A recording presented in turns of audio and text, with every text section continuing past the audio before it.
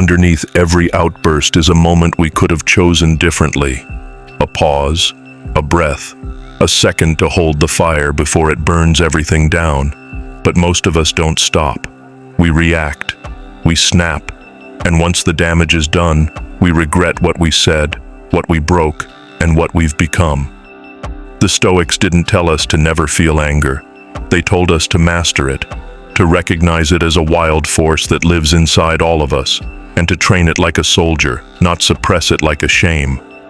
Imagine a life where no one can shake you, where disrespect doesn't throw you off course, where betrayal doesn't break your spirit. That's not fantasy, it's a mindset. It's mental armor forged through ancient principles that helped emperors rule empires without being ruled by their emotions. Marcus Aurelius, Seneca, Epictetus, they all believed in one simple truth: control yourself or be controlled. Anger might be the loudest emotion, but it only controls those who are quiet within. If you learn to silence the storm inside, nothing outside can touch you. And that's where we begin, with the first Stoic principle: never respond in heat. The moment your blood rises, your thinking drops. So the first rule is not to trust yourself when emotions spike. Walk away. Delay your reaction. Think in stillness, not in fire, because every war starts with a word we didn't hold back. The second Stoic principle is this: question your anger, always. Ask yourself, what am I really angry about? Is it the insult or the insecurity it exposed? Is it the disrespect or the control I feel I've lost? The Stoics taught that anger is often a mask. Behind it, there's usually fear, pride, or unmet expectations. When you interrogate your emotions, you strip them of their power. Most people never do this. They ride the wave, but the Stoic stands still and watches the wave pass.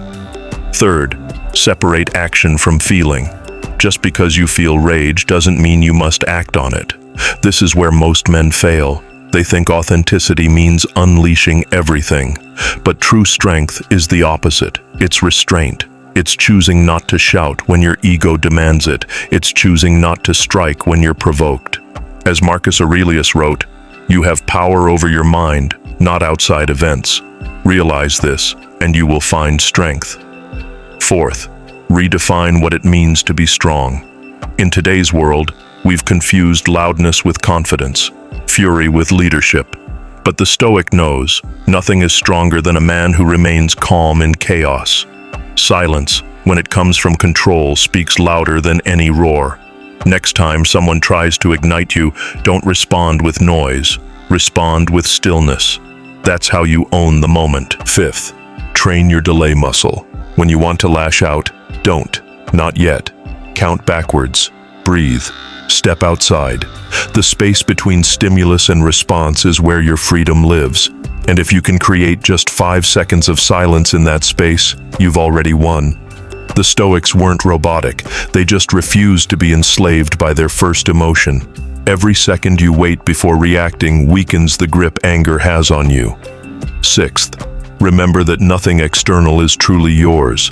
Not someone's opinion, not their tone, not even their betrayal. You own your reasoned choice, your reaction, your character. Epictetus taught that when someone wrongs you, they're only harming themselves, unless you allow them to harm you by losing yourself in rage. The man who responds with fire becomes the fire. The man who holds his ground becomes the mountain.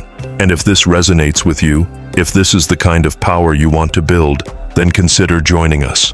Subscribe, not because I asked, but because you're building something inside yourself. This channel isn't noise, it's a forge, and each video is another hammer strike, shaping who you are. Hit subscribe, and let's build the version of you who doesn't break when the world pushes. Seventh, forgive, not for them, but for you. Anger thrives in memory. It feeds on replay, on rumination, on imagined revenge. The Stoic doesn't forgive because others deserve peace. He forgives because he does, because he knows that carrying hate is like drinking poison and expecting the other to suffer. Letting go isn't weakness, it's refusing to be chained to what's already behind you. It's cutting the rope and walking forward with nothing dragging at your ankles. And here's the truth most won't admit. Anger feels good. It gives you energy, a sense of righteousness. But that rush, it fades, and all that's left is the wreckage of relationships, of respect, of your own peace. The Stoics saw this clearly. That's why they trained their minds like warriors, every day, every hour, so they wouldn't be slaves to sudden heat. You're not aiming to never feel rage. You're aiming to never serve it. When someone insults you, that's their choice. Whether it enters you, that's yours. When someone betrays you, that's their action. Whether it becomes your obsession, that's up to you. Control your boundaries, and you control your world. So here's the final truth. Mastering anger isn't about becoming emotionless. It's about becoming untouchable. Not because you've numbed yourself, but because you've strengthened yourself. You've trained your mind to pause, question, and redirect. And in a world that pushes your buttons for a reaction, that kind of self-command isn't just rare, it's legendary. You will be tested. Someone will disrespect you. Someone will lie to you. Someone will cross your boundaries. That moment will come. And when it does, the question isn't, do you feel the fire? The question is, who are you when the fire rises? Because at that exact moment, you either become the weapon they handed you, or you become the wall it breaks against. So ask yourself this: next time anger knocks, will you open the door, or will you stand in silence and make it wait outside?